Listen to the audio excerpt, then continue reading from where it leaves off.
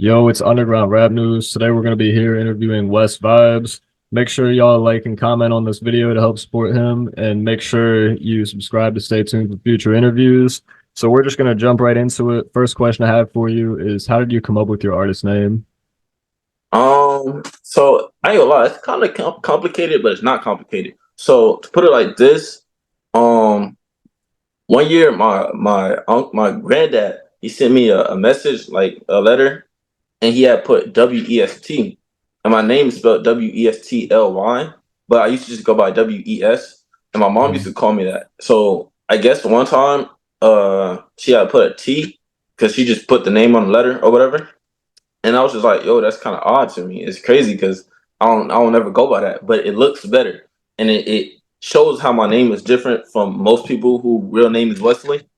So I just cut off the LY and stuck with West, and then vibes just came from the fact that I'm the vibe around everybody. I set the mood. Mhm. All right. So what city did you grow up in? So I grew up a little bit in Hialeah, Florida, with my cousins, and then I moved here to Houston, Texas. All right. So how old are you right now? Right now, I'm 20. I just turned 20 March 23rd. All right. So, how would you describe your childhood and how did that lead up to you pursuing a career in music? Oh, that's easy. So look, when I was a kid, I used to just draw all the time. It was this one time I Mhm. was at my grandma's house and I had this coloring book, and my mom was like, "Oh, I feel like you're gonna really be a good artist." And my grandma used to tell me the same thing as well. And then I started like just actually starting off with coloring and drawing a whole bunch. And like my mom used to give me sketchbooks, and I just used to draw a whole lot. Like I got drawings all over my room Mhm. of like all the things that I used to just draw. And then it got to the point where I was like, to be honest, I feel like art can be expressed in multiple ways outside of just coloring and art and just pictures and stuff like that. So at one point, I was thinking about being an art teacher. I was like, nah, it's got to be another option that's more fun and Mhm. exciting for myself. So then I got into graphic design. So it really was starting with me and my phone because I didn't have too much things like as far as like resources and equipment to get into it. So I started off with my phone, making logos and stuff like that, and that kind of got me somewhere. I started doing the clothing brand and everything like that. This actually a clothing brand for my friend because Mhm. he low key influenced me to keep doing it. And shout out to him, Steezy Streetwear. But when I got to doing that, I felt like, okay, well, this is not really gonna get me too far either because I need attention to help grow what I'm doing. So I was Mhm. like, you know what? Let me do music instead. This is another way of expressing the art that I feel and allowing me to give a voice for myself. All right. So, what would you say was the story behind how you ended up actually making your first song, and what was the meaning behind that song, basically? Okay, so okay, no. Okay. So I was in school. I was in eighth grade. Um, for some reason, I felt like it was just not that difficult. I was like, you know what, making music can't be that difficult. It can be so simple. I can do it off my phone. I'll figure it out. Whatever. So I started it, and when I did, at first I was originally going by WES, like literally just straight letters. Mhm. But then I ain't gonna lie, this is my initials. So I was like, it's kind of weird. But the first song I did was a "Look at Me" remix. It's also on YouTube. No, not YouTube. It's also on SoundCloud. But I don't recommend finding that because it's so bad and it kind of irritates me how bad it is. So I was like, but I leave it up there for the fact it shows me where I came from and the progress that I've made when it comes to making music. All right. So, what artists would you say are your biggest inspirations? Oh, so okay, this is kind of a difficult question because of the fact that it tends to change because of the fact that I'm a versatile artist. So Right now, who would you originally, say? right now, I'll put Ken Carson. I'm gonna put Cardi. I'm gonna put Tana, and I'm gonna put Uzi. All right. So, what are some of the biggest challenges you faced during your career, and how did you overcome them? Biggest challenges. Biggest challenges. I guess. I'm gonna assume that it goes for every artist, but it's just like having like the people close to you be your main support. It's not as easy because they feel like, okay, this doesn't sound too good, or this is not my type of music I listen to, and it's like, yo, like understand that, but as a real person, as like a real friend, it'd be best for you to show some type of attention, love, share and help promote. But then sometimes you gotta realize that you just gotta step outside your comfort zone and just do it yourself. And if Mhm. not, then you gotta go to a place where you don't know nobody, and then try it from there. Because it's like all the people that you trust and be around you be the main ones really not trying to help you because they be the main ones trying to see you below them. They don't want to see you above them. Yeah. So you gotta make some new friends or just go to a different location and try your best to promote yourself through that. All right. So, how did your friends and family react when you first started making music?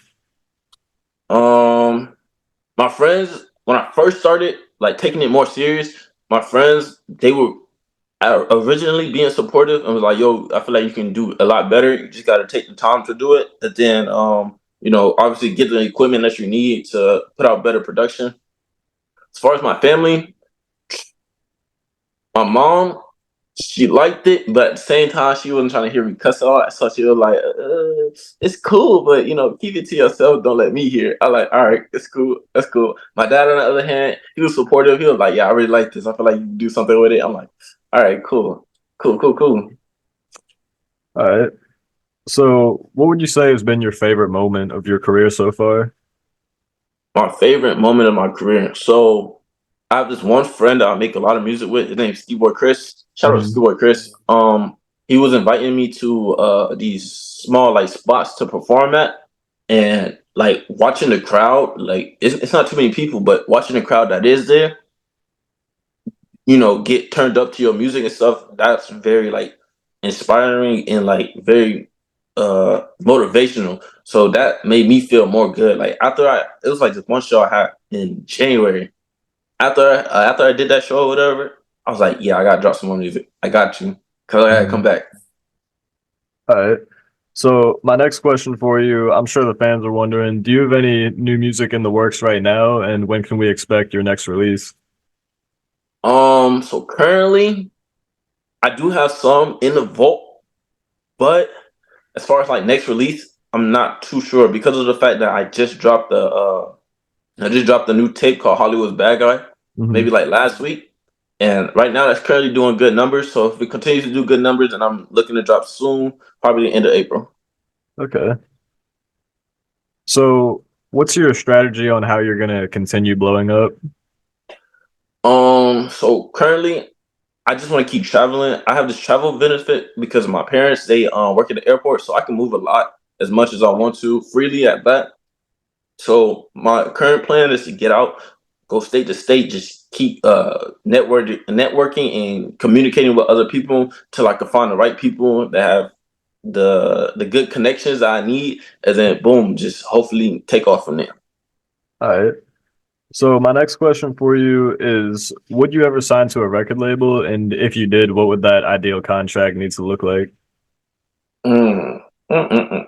Okay, so I would, and it wouldn't have to be nothing crazy because of the fact that I'm really doing music just to gain some attention and gain the respect that I always wanted when I was younger. Mhm. And as far as like the money gonna come as long as I got fans. So if I got fans and they keep listening and they enjoy my music, then the money gonna come with it. So it wouldn't have to be nothing crazy. It could be something cool like on some 5,000. It could be something cool on some 3,000. I ain't Mhm. tripping. All right. So, who are the top three artists you want to collab with one day in your career? Lil Tecca, Lil Uzi, and I feel like I can make a good song with. I'm gonna go with Tana. I'm gonna All put right. Tana. Who's your favorite artist you've collabed with so far? Uh, I got two. My brother, Rockstar K3, and Ski Chris. Oh, three, and Kite. Wait, four, and Zach. all of these people are on my last project. They are fire. They're good. Yeah, I gotta check them out. All right. So, out of all the songs in your discography, what would you say is your favorite so far? My favorite song, again, also on my recent project, it's called WestVibes Interlude. It's actually me, just talking about who I am for real and like what I really be going through. And I feel like that's the best way for me to like, say who I am at the same time. Because again, I'm using this music to be my voice and express how I feel. All right. What would you say is the biggest thing that makes you different from other artists? Okay, so a lot of artists in today's time, this is some inspiration that I took from X. Is to be versatile. A lot of Mm-hmm. artists in today's time, they on the same path and keep the same gimmick with a name or whatever. And it's like, yo, the consistency begins to like fade eventually. Me, I like to change up a lot. So like I have these tapes called My Vibes tape, and it's like I make those because of the fact that this is the emotions and feelings that I have when going through the process of making the projects. And it's like I want people when they listen to it to feel the same way I feel when I'm playing like a playlist of a whole bunch of random different artists. So it has to be very versatile for me, and that's one thing that I am very versatile. So you might hear something that sounds a little R&B-ish. You might hear something that be more uplifting. You might hear something that's more sadish, Mm-hmm. whatever. All right. Do you have any other hobbies outside of music? Um, Hobbies? Not really. I do like to draw. Again, I do like to draw. It's something I grew into being good at. So again, I am trying to hopefully push that to be um to go back to the path of graphic design. I'm not going to Mm-hmm. sit here and lie. My biggest influence in life was J.J. Smith, and currently I seen that he took a break from music and focused on his clothing brand, Misfits brand, and that's something I wanted to do, but I didn't want to just like stop making music forever. It's just like, I wanted to, go back to my main focus with the music. Yeah. All right. So, what's your average daily routine look like right now? Um, get up, check Instagram, check TikTok, check Snapchat, check Twitter, brush my teeth, go eat some, go to work, deal with all that bull, come back home, maybe go make some music, depends. If not, then get on the game and Mm-hmm. then, call it a night. Stay up to like 4, 5 o'clock watching movies. All right. Where do you work right now? I currently work at Starbucks at the airport. Not really a bad job, but at the Mm-hmm. same time, it do get kind of annoying because of the people that I'm around 24/7. There's an amount of random people, but it has a lot of benefits. Like crazy story, I met Tiana Trump. All Random, right. so random. And I was just like, oh, cool. That's a plus, I guess. But I also meet like other people. Like I met this dude that came in and he had just had headsets around his neck, and then the cord was connected to his luggage. I'm just like, yo, like, what's up with this? Like, what's going on? He was like, oh, I'm an artist. I'm actually from Cali, but I was just out here. I was like, oh, okay, cool. So again, because of the benefits, you can meet all types of random people. Like my friends that met Key Glock, a whole bunch of people. All right.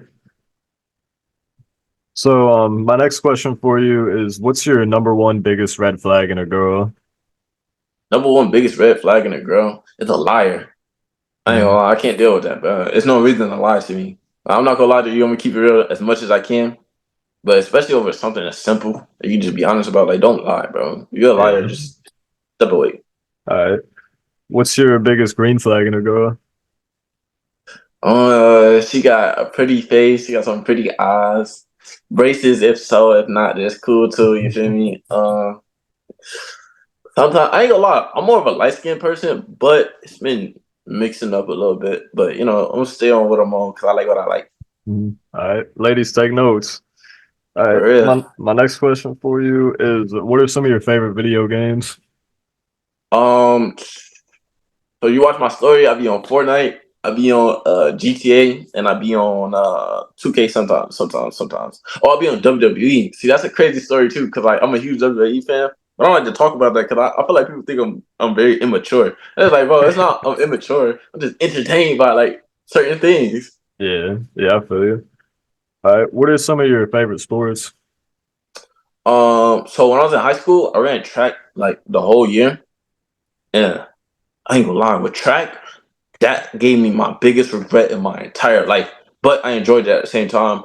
I do be playing basketball every now and then. Like I go to a park or whatever, or to a gym, play basketball. Nobody wanted to see me in football, so whenever that becomes a thing, then, hey, hit me up. You feel me? Um, Outside of that, yeah, just those three. All right, what's your all-time favorite fast food restaurant? All time favorite fast food restaurant. I'm gonna go with Burger King. For some reason, I just like always crave Burger King. If I'm hungry, I'll be like Burger King and what else? Because it's always gonna be Burger King. You can't do me Mhm. wrong. Yeah. All right.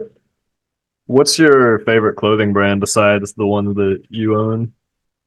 My favorite clothing brand.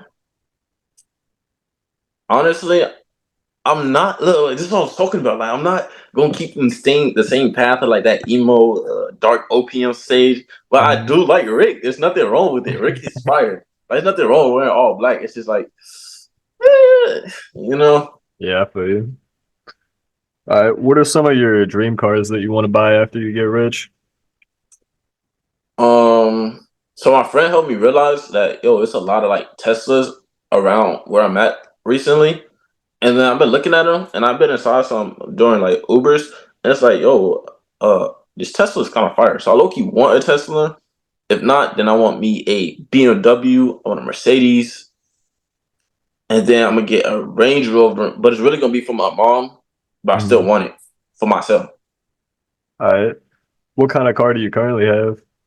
I have no car, bro. That's the problem. Uh, So while I'm trying to get all this equipment for my music and stuff, I'm also trying to get a car for myself. So yeah. it's a lot All going right. on.